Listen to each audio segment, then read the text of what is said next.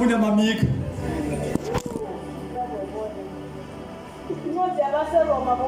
Yeah. Verse 16.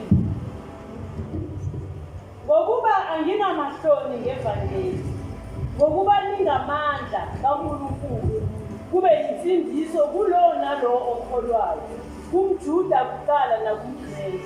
Lizwi lenkosi eli abangcwele bazothi amen. Ngokuba andinamahloni ngevangeli. Yabona ndiyoyiyeka nje apho le nto endizoyithetha.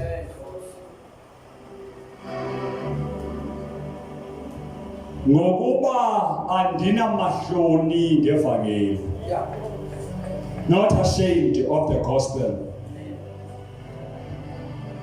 But what is the gospel? Uma umpostolo sekhuluma lana esenza i-disclaimer, am I right? Liyafithelwa gama. Uma ngaba esenza sithi ke esi statement. Esithi ngokuba andinamahloni ngevangeli. What is the gospel? Now, i-gospel bangcwele ba means the good news. Siyayazi Lord andisho. I-gospel means the good tidings. eBhayibhelini kuyathethwa kaningi ngeligama the gospel of Jesus Christ, the gospel of the kingdom of God. Uyomva uJesu kaningi athi for the gospel of the kingdom of God is at hand. Ubukumkani ngoba uJesu wayeshumayela i-gospel, the gospel of the kingdom of God. Tina, we are preaching the gospel of Jesus Christ, but also the gospel of the kingdom of God. uJesu zange ashumayele i-gospel kaJesu esuJesu. Say if you want, he preached the gospel of the kingdom of God. Ngoba vele esikhathini esiningi benokuthi ukuthi umbuso kaNkulunkulu usondele. I-gospel is the good news. Now, uthi umpostoli andinamahloni ngalonto. Ngoba ingamandla i-gospel esayitholayo ayisiyonto leyo into yokuba abantu babe namahloni. And ikhonela abantu izothi abantu indlela abanamahloni ngayo ngegospel yothusa. Abantu are so much ashamed of the gospel. Ubabona kanjani uba they are ashamed? They are not even speaking about it. They are not talking about it. They are not testifying about it. They are not witnessing. Bathule twaka.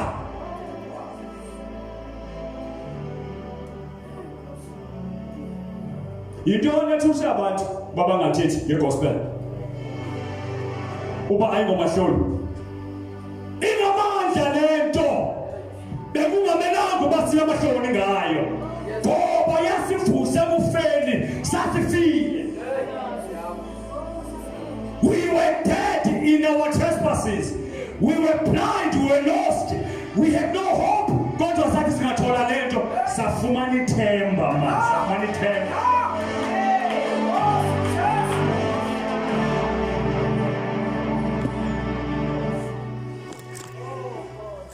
Yo, ingamandla lento.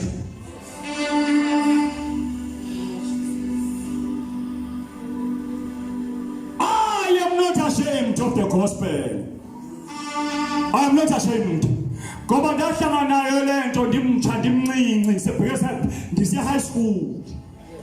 Yayiqhina impilo yami ndise high school. Ngadlula high school ngaye tertiary ndinalento yayiqhina impilo yami. Namahloni yegospel.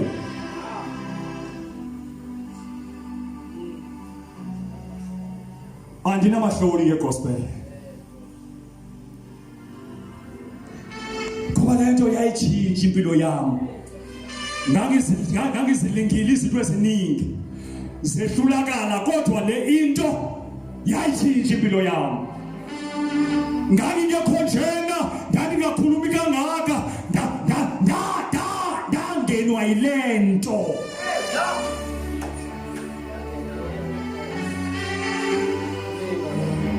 Ngiyamthanda umzalwane onamahloni ngegospel.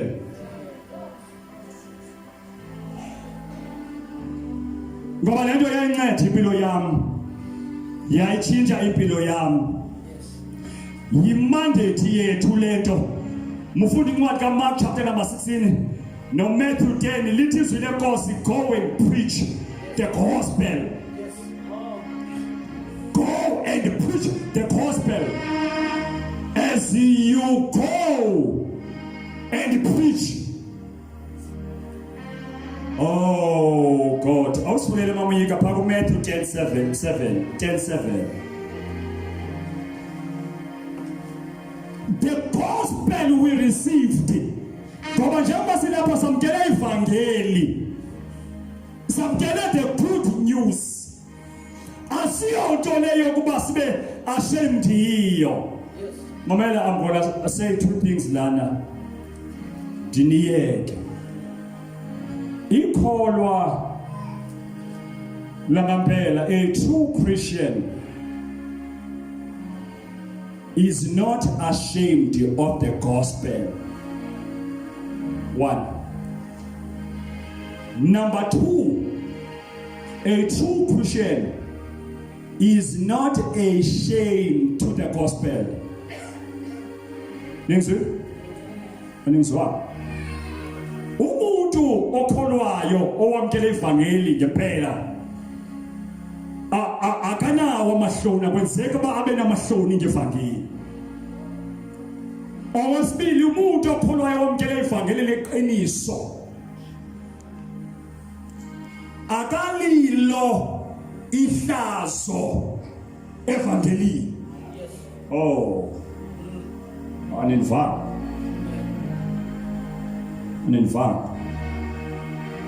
Umuntu okholwayo owamkela ivangeli leqiniso akalahlazo evangelini, akenzi mahlazo evangelini.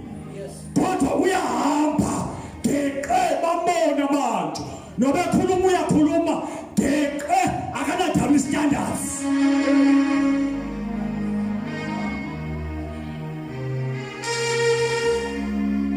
Ngoba kukhona umoya okhoyo we double standards. Abantu basindiswa bayawamkela uKristu. But now when you look at their walk, uyabona ukuthi ayikho lento. Ayikho lento. On one hand bayakholwa, on the other hand abakholwa.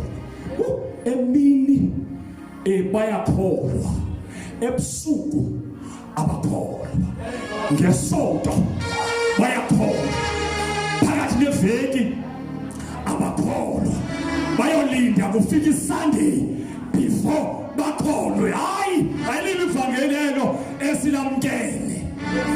Uyakholwa umuntu emini, akholwa ebusuku, ekholwa umfundisi, engekho likhona ibandla, lingekho umkhulu uyakholwa ke.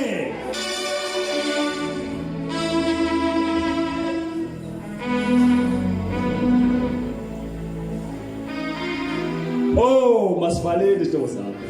I am not ashamed of the gospel. Hayi, bazalwane, sizoba ne-problem uma ngaba sizozala abantu abazaba namahloni ngevangeli, abantu abangaziwa nazifamily zabo bayakholwa, abantu abangaziwa nasesithatweni abahlala kuso bayakholwa, abantu abangaziwa nasemisebenzini abasebenza kuyo uba bayakholwa. Kukhona inkinga lapho.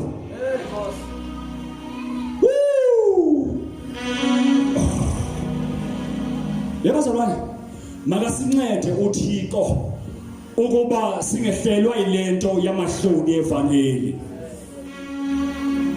Ngoba uma ngaba usindisekile engenile uNkulunkulu ngaphakathi kwakho nomoya wakhe uphila kuwo njengoba sithi izulu lenkosi anazi na ukuba imizimba yenu ithembile kamoya ingcwele ophila ngakuni. Uma ngabe kunjalo noba lento ngabana amahloni uyifihle ebantwini, lethi lendlela yokusiveza le.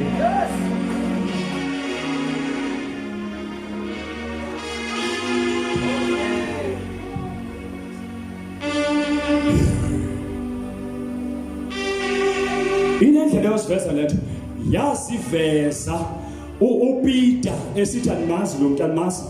uPeter uhleleka komlilo, wothila umlilo.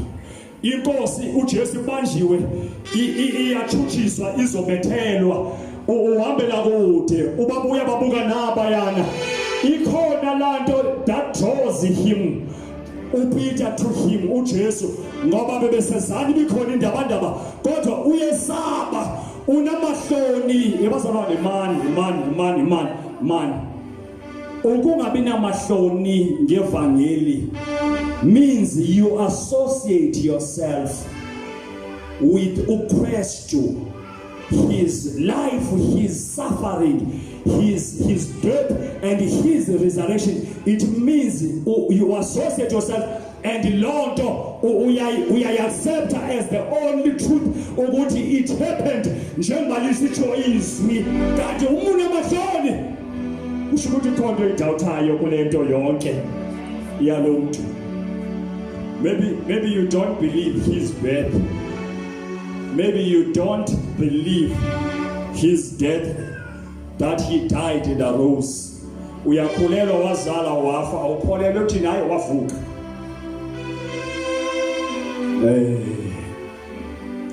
Anginamahloni mangcwele bami ngevangeli ngoba landisiza landilanda kude.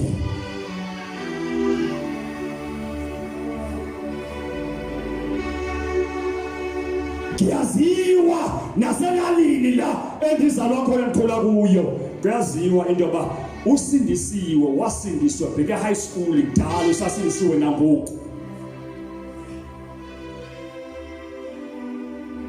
Anginamahloni.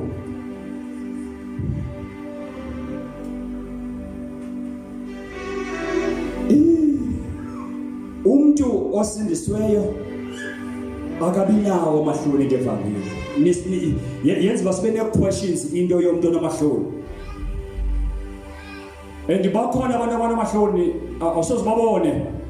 Sekubhethele ngoku ngoba i-technology isintroducele iBhayibhile efonini, angisho ngoku ya iBhayibhile bezizi hard cover singamaqweqo amakhulu anomlomo obomvu.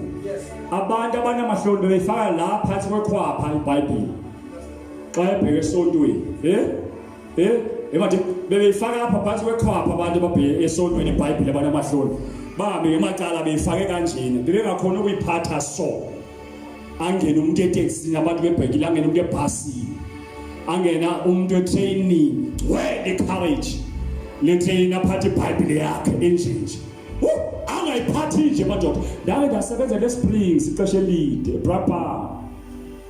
Khona iTaxi yabo lefika ejimisini ingene etraining, ndangiphatha iBhayibhile yami. Sebenza ebusuku eBrapa. Ndangiphatha iBhayibhile yami ndingene etraining madoda. Isuke kabini ithi kathi phakama ndiye ngasepalini ndifike ndiyime epalini ndivule iBhayibhile etraining nje ndivule iBhayibhile ngisusa indabandaba ndithi ndiyanibingelela egameni lomfeli nomvukeli wami uKristu Yesu. Emva kwemini ngiyaxolisa ngivumeleni ngikhile amazwi. Kukhona amazwi ahlele enhlizweni yami, ndivule indabandaba ndishumayele etraining apha kwelihawuti.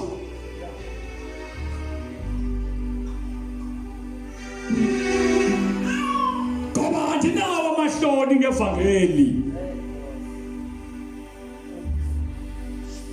Sinabantu kulamalanga abaziwa ngisho kule misebenzi basebenza kuyo kwanhlobo babasindisiwe. Banefear yento ba hey, what if abantu bayandazi banisindisiwe sendisuke late dilimali dichayise uthini babas oh bhajazi bahlale phansi bagoqe lihambe ixesha basinisiwe bagoqile abaziwa ngabantu bazalwane ivangeli lesamkela ayonto yamahloni yobasibele emahloni ngayo because inamandla lento inamandla kumkhulula umuntu sakhululwa leli vangeli the gospel message the good news message of Jesus Christ sakhululwa ilonto ayikho enye into yasikhulula sasibotshiwe we were bound sibotshiwe singakhona ukwenza into lafika ivangeli lashunyayelwa sanamkela sakhululeka amandla wayelento asekuyihambeni asekuyikhulumeni asekuyiphileni amandla waye asekuyithetheni hayi ndisinisiwe akhonto noba bazalwane noba bengandaza mamela uzasinika ingxaki ngoba kukhona into ezokwenza into basiye phakuyini yabona nje basikhonza nawe njengoba sikhonza nawe ungumama wethu ungutata wethu ungubhuti wethu ungusisi wethu ungumntwana wethu ikhona into eyaze yenza into basiye kowini xa sifika phakowini sifuna ukuyibona into obusinisiwe akuzinceda into ubaxelele ngalamini isikhoyo ngayo abantu ubungabaxelele lonke bengakwazi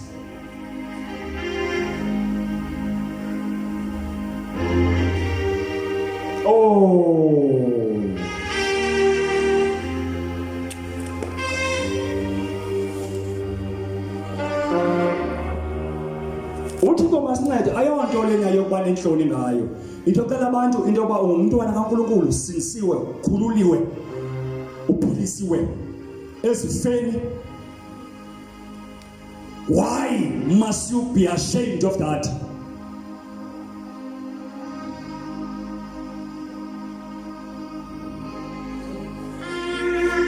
unamahloni ngevangeli abantu bakubona uyaphuma uyangena la ehlaleni abayazi into yakho kahle because unamahloni oyikhuluma into oyikhuluma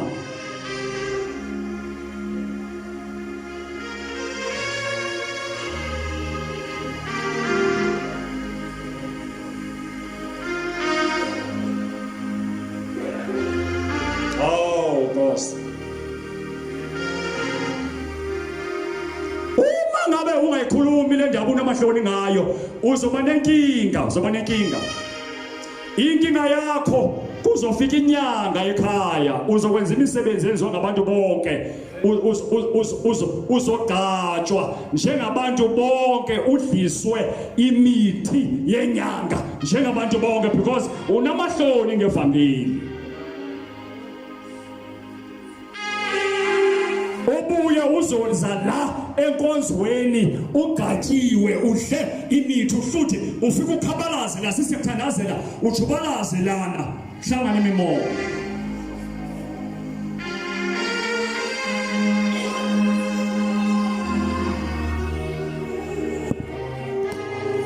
ngabantu abanjani aba because ndithe ukuthi lana a true Christian is not ashamed of the gospel one that number two a true Christian is not ashamed yena uqobo akalulo uhlazo evangelini ngabantu abanjani aba abaluhlazo evangelini niyabazi anibasi abantu abalihlazo evangelini hayi sekudlala ngabo aniwazi amakholwa aluhlazo evangelini kukhona amakholwa aluhlazo evangelini wabheka wabuke ukubona akuhlangani yena nevangeli izinto ezimbili ngamanzi neoil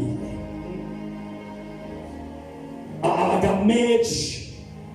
He does not match the gospel message. Okanye i-gospel message lena does not match yena.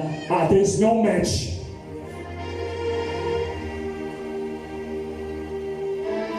There is a repel khona ukhabana phakathi kwe-gospel message nalo mzalwane. Abantu abahlazo evangelini ngabantu who are living a double standard. Sengikhulumile ngabo. Ngabani nithi bayakholwa emini ebusuku abakholwa. Uthixo makasincedeni bazalwane bami. Noba izinto zihamba kahle noba zingahambi kahle. Simele iqiniso nomntu. Usindiswe qhake. Kuthethwe lonto into yoba azihambe kahle izinto futhi ungamind noba zingahambi kahle umele le into okholelwa kuyo. Noba bezovela abantu ngoba bazovela abantu abazokukriticize noba bangavela abantu bathi iphi lento yakho ngoba ulibele uyahlupheka and yet you claim uyakholwa. Befuna abantu abazohlala bathi I don't care, I don't mind. Ndiyakholelwa kulento engikholelwa kuyo yokuba uKristu ivangeli i-gospel, the good news of Jesus Christ are the ultimate truth. Emhlabeni ayikho into engadlula lonto.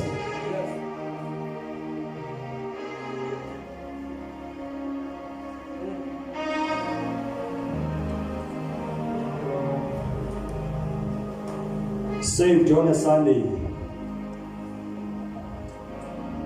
Saved in the presence of abazalwane, but in the absence of abazalwane. Kasindiswanga.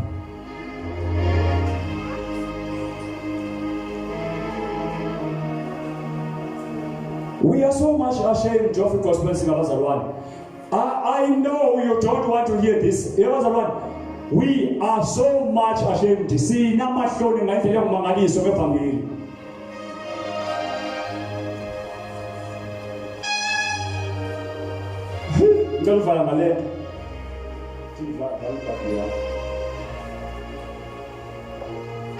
We are so much ashamed of the evangeli, and because of that, shame on us, shame on you, shame on you. Ngoba ukinto into ebhetele ukukholwa kodwa lento uyifihle ingaziwa ngabantu bangakwazi. Shame on you.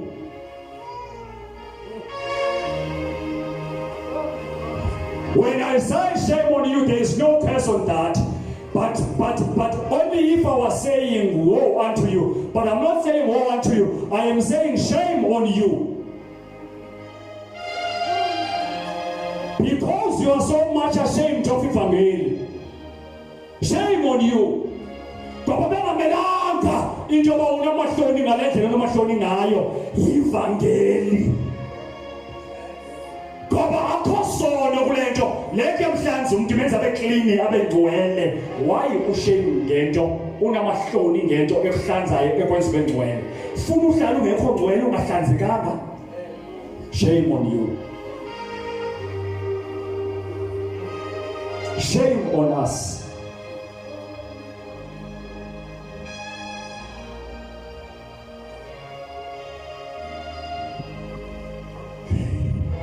Yilento yamahloni evangeli le eyenza abantu ubathole unyaka nonyaka bayafana, abakhuli bayafana, abatransformi, akho transition, akho shift, abakhuli. They are not growing spiritual. I'm talking spiritual now. I-problem yabo ikunanto yamahloni. They see no visions, they dream no dreams. They problem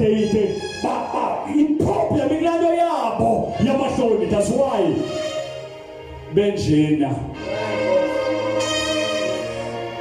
And impilo zethu will transcend, impilo zethu will take a shift, impilo zethu will go sky high. Mhlazana sanqoba lento yamahloni evangeli, mhlazana sakhululeka sakhula ngokhululekileyo kumhlazana siyoze singalali uNkulunkulu asihluphe ahlale nathi akhulume nathi ngendlela eziningi azambula sikhile ezimpilweni zethu akazikhile akazambule ngoba inkinga isekuthini sinamahloni ngevangeli and ivangeli leNkulunkulu likuKristu. Yes.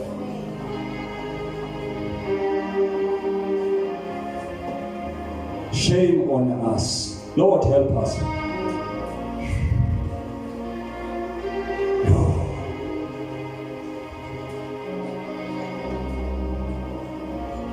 Thokoza andinamahloni ngevangeli ngoba ivangeli lingamandla kaThixo. Nikhona mamela. Let's say this.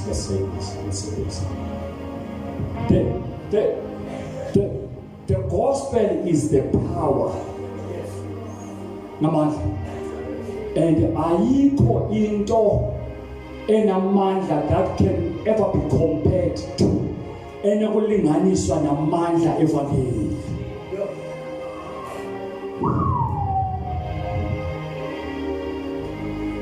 Ivangeli inamandla lento.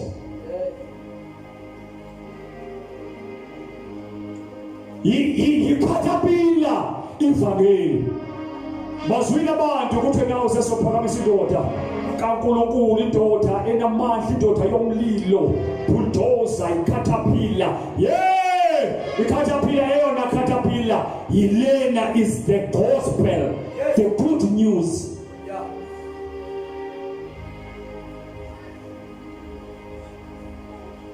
Ikhona into wahlulayo unamahloni ngevangeli kuba iyanqotshwa livangeli.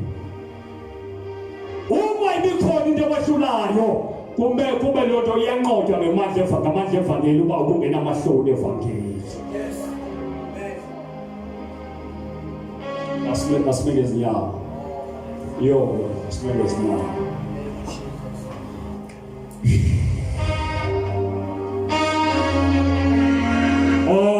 Izinto sezenziwe za easy kanjani in the present dispensation.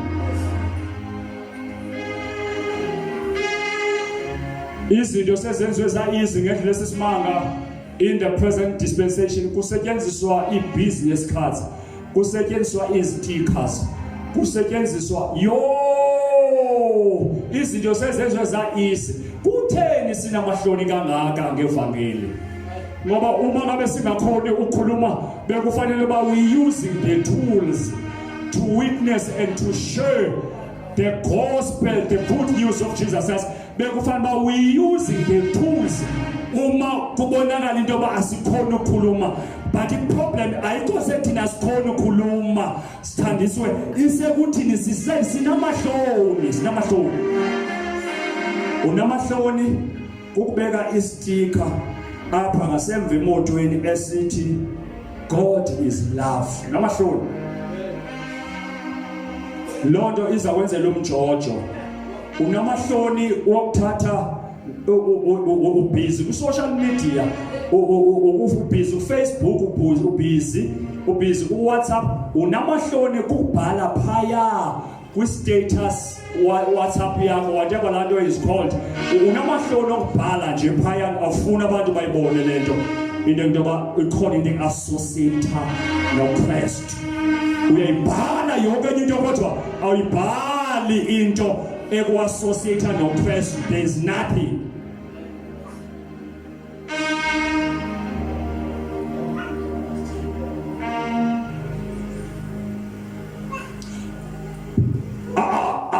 Ubheka kwezindawo ezithengisa imat, sekukhona nemat ezibhalwayo. Uyakwazi indawo ezithengisa izinto, kukhona I don't know about what you call it. I don't know science. Kukhona lezi zinto abazibekayo omama phezu kwesofa zabo. I-messages are everywhere now. The messages, the gospel messages. Khona abantu abavusiwe abasenzela izinto easy, who are proclaiming, who are announcing the good news, who are sending the message. Thina uma sisibona asifuna ukusondela kulonto.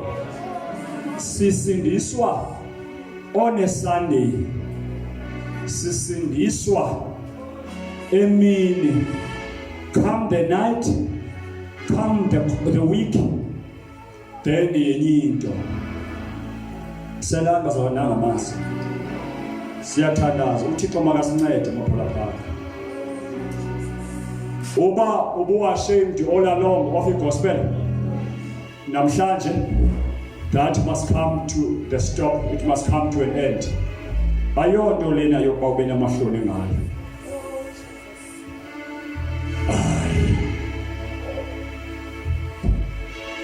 Akukhathaliseki noba nguwe wedwa estratweni. Abantu mabakwazi uba usindisiwe ke kha kwaba. Akukhathaliseki noba nguwe wedwa kula office ohlala kuyo emsebenzini, abantu mabakwazi ukusindisiwe. Ayonto lena yoba ube namahloni ngayo. Oh, akukhathaliseki noba nguwe wedwa ekhaya mntanami. Abantu must know into yoba usindisiwe. Tell them with the respect they deserve into yokuba ukusindiswa usindisiwe. Wamkele ivangeli, wamkele indaba ezilungileyo.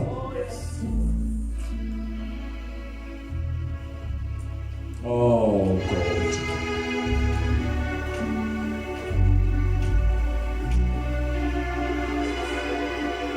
Mabawazi abantu ngoba lento yamkela inamandla lento. Ingumlilo lento. Inamandla lento.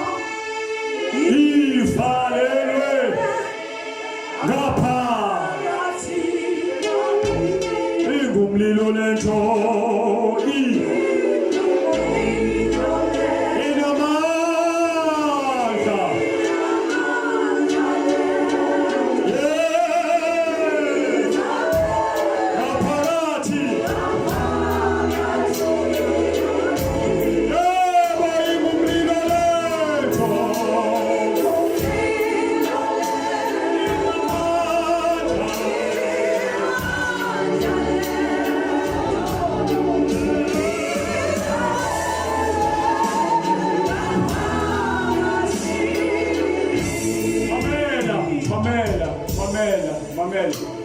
Inamandla lento. Kwenye indawo eningayaziyo naningekho nina. Okanye ababini abathathu babekhona sake sanemvuselelo. Ufika umnyusisi egula. Wafika ngemoto wabekwa ngaphandle ezisevuselweni bamthatha omama Sakhela bangena naye ngaphakathi. Wathandazela lo sisi lowo. Ngalomini kulomvuselelo wahlanza uma eqedha uhlanza waphuma eyoba edrauzi ekuthize ilonto wagoduka uma efika ekhaya waqhubeka nokuhlanza. Uma eqhubeka ehlanza wahlanza amaphepha iplastic. Iplastic yakhona igoqwe kakuhle inephepha ngaphakathi. Uma belivula iphepha bafika kune message libuya eswini ngaphakathi, bafika kune message baza nayo iplastic yakhona ne message bayifunda baza nayo ukuthi sayithatha sayivula sabheka. Safika kubhaliwe kuthiwe bani awusoze wena ube yonto ebomini bakho. Le ntombazana ifundile inezertificate ze-human resource management, ayifumani umsebenzi, hluphekile ibotshiwe ngaphakathi khona iplastic. Oh, ngiyanikhumbuza ngamandla walento siyamkela naye babekhona abanye benu kulo mvuselelo. Inamandla lento. Ikhuphula into ezingaphakathi emntwini ezifakwe ngabathakathi ziphuphela ngaphandle. Inamandla lento mamphumana. Hayi inamandla lento. Ithuthula imimoya ethunyelwe ekhayeni lakho ezobuyela abantwana bakho. Inamandla lento.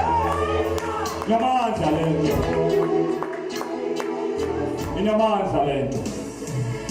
Ikusindisa ezingozini la obuthaphe khona udlule abasala ngasemva bakhangeleke baphelele endleleni ezingozini inamandla lento.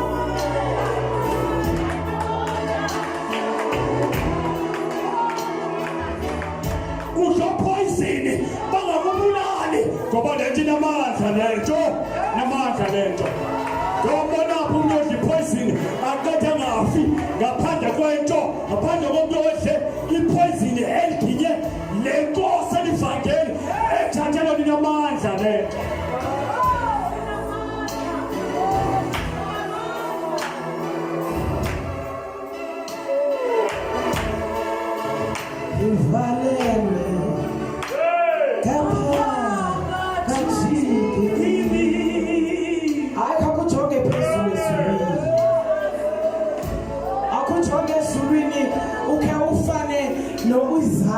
athi ngomhla kokufaka kumkani uziya ngayibona inkosi. Ay khawujonge ezulwini manje sisahlabelela uma ngabe uqomba uyaphazamiseka ukuthi ngamandla lento awubone hlezi kase kunene kwakhe kukhona indoda yamadoda ekhama layo linguJesu, indoda yamanxeba namandla lento. Khona umuntu owafa wafa endaweni yakho, khona igazi elaphalala ngenxa yakho namandla lento. Ngayikhathi kancane, ngayikhathi kancane, ngayikhathi kancane namandla.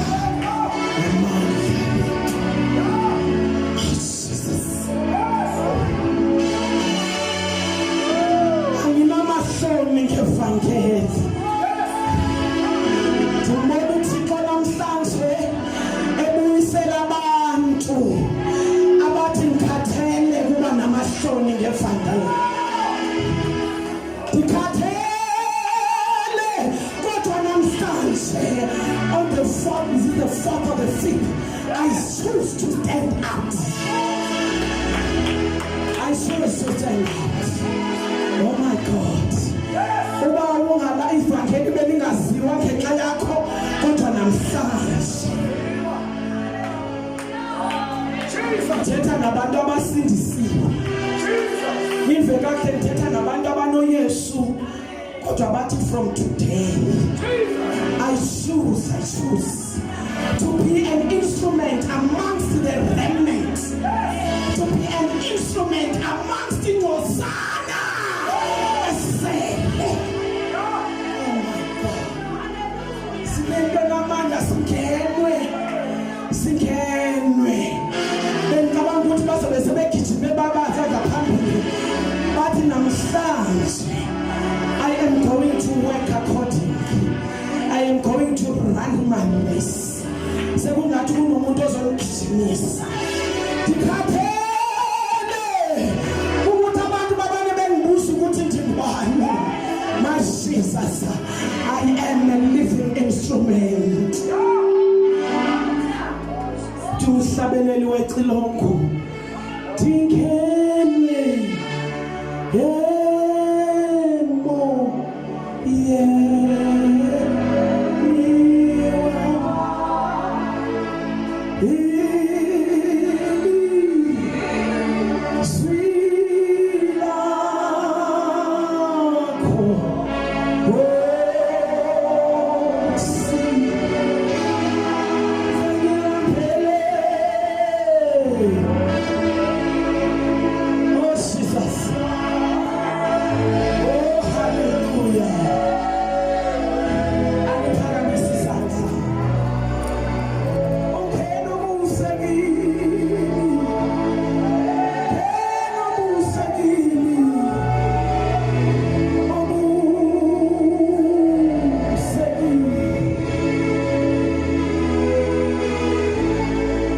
Sakhela naba bavangeli bakho abathi ngizolihambisa ivangeli, ngizolihambisa ngayo yonke indlela yokunihambisa.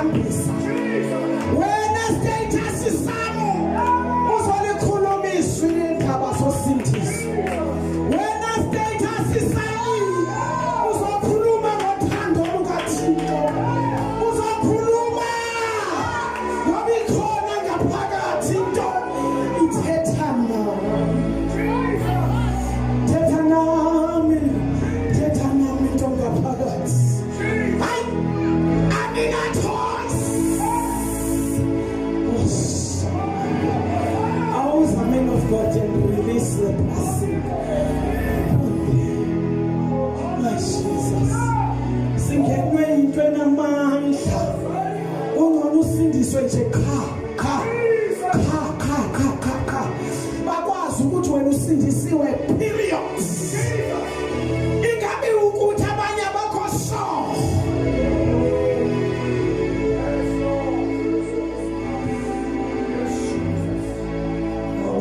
Hallelujah, hallelujah, hallelujah, hallelujah, hallelujah, hallelujah. Phakamisani izandla zenu bangcwele bami. Phakamisani izandla zenu siphakamiseni kakhulu. Angikho lana kule altar ngoba ningasindiswanga. Oh God. Kodwa nizizwela into yokuba it's high time. Into yokuba nimemezele amandla evangeli. I believe uqala nizoqala emakhayeni enu. Niyoqala emakhayeni enu, niyoqala kancinci kodwa nizokhuluma nizothula. Sebenzisa zonke i-tools ezikhona. Nithatha isinqumo namhlanje into yokuba anuzuba namahloni ngevangeli.